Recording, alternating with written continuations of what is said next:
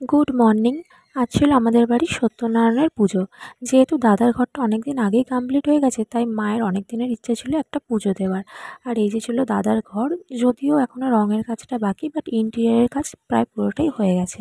আর আমিও তোমাদের সাথে একবার ঘরটা শেয়ার করে নিলাম। মায়ের ইচ্ছা ছিল ঘরের মধ্যে পুজো দেওয়ার, কিন্তু জায়গা শর্ট হওয়ার জন্য বাইরের দালানের মধ্যেই পুজোটা করতে হয়েছে। তারপর সকাল সকাল আমি স্নান টান করে বসে পড়েছিলাম আলপনা দিতে। আমি আলপনাতে অতটা পটু নই, বাট যেটুকু পারি চেষ্টা করি। আর ভরিয়ে দিয়েছিলাম এইভাবেই। তো আলপনাটা কেমন লেগেছিল তোমরা কিন্তু কমেন্ট করে জানিও। তারপর এখানে সকাল সকাল ব্রাহ্মণ চলে এসেছিলো, আর মাইমা কাকিমাও বসে পড়েছিল পুজোর জোগাড় করতে। তারপর এখানে হচ্ছিল মনসা পুজো। আমাদের বাড়ির যে কোনো শুভ অনুষ্ঠান কিংবা পুজো সব কিছুর আগেই প্রথমে মনসা পুজো দিয়ে নেওয়া হয়। তারপর উনি এখানে বসে পড়েছিলেন সিন্নি মাখাতে। আর আমাদের এই ব্রাহ্মণ মশাই কিন্তু খুব সুন্দর সিন্নিটা মাখেন।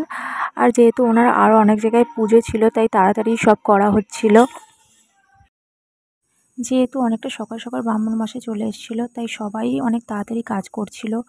মাইমা এখানে আদা চাচ্ছিল, আর মাও এখানে নারকেল কুড়াচ্ছিল, কারণ পুজো শুরু করতে হবে তাড়াতাড়ি। আর আমিও ব্যস্ত ছিলাম, তাই সব ভিডিও আর ক্যাপচার করতে পারিনি। তারপর এখানে ব্রাহ্মণ মশাই পুজো শুরু করলো।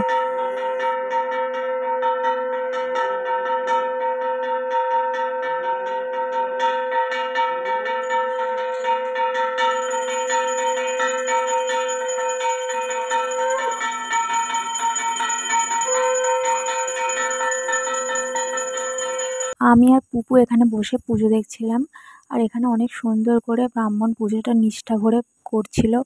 দেখতে অনেক সুন্দর লাগছিল, তাই আমি মন দিয়ে পুজো দেখতেই ব্যস্ত ছিলাম। ভিডিও অতটা নিতে পারিনি, আর যেটুকু পেরেছি সেটুকুই তোমাদের সাথে শেয়ার করলাম। তারপর এখানে বসে পড়েছিল হোমযজ্ঞর আয়োজনে। আর পুপু সোনা দেখো কত সুন্দর হলুদ একটা শাড়ি পরেছে বায়না করে।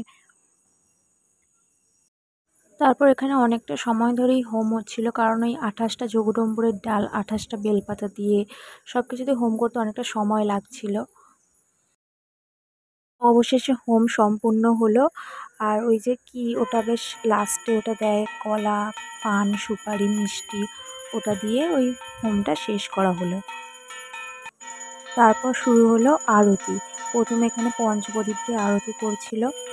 তারপর এখানে পাখা দিয়ে করছিল, কর্পূরদানি করছিল, ধূপ, অনেক কিছু দিয়ে আরতিটা হচ্ছিল অনেক সময় ধরে। অবশেষে পুজো সম্পন্ন হলো। তারপর আমরা যে যার প্রার্থনা ঠাকুরের কাছে জানিয়ে নিলাম। আর ব্রাহ্মণের যেহেতু আরও অনেক জায়গায় পুজো ছিল, তাই উনি বললেন যে আমি এখনই নারায়ণশিলা নিয়ে সুতো কেটে দিয়ে চলে যাব। আমরা বললাম ঠিক আছে, আপনার যেটা ভালো মনে হয় আপনি সেটাই করুন। তো উনি ঠাকুরের সুতো কেটে দিয়ে তারপর চলে গেলেন।